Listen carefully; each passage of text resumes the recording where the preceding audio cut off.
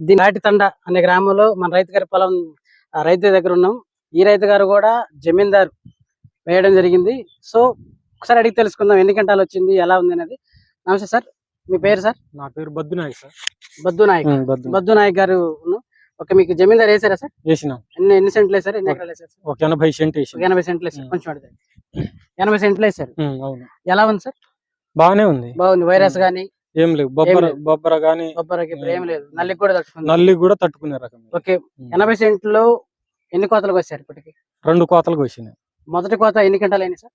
5 క్వింటాలకు వచ్చిన. అందులో తాలు ఎంత వచ్చినాయి? 60 కేజీలు వచ్చినాయి. 60 కేజీలు వచ్చినాయి. మరి 60 కేజీలు తాలంటే మీరు ఏ నెలలో వేసారు సార్? మేము ఇది మక్కార్తిలోనే వేసినాం. మక్కార్తిలో వేసారు.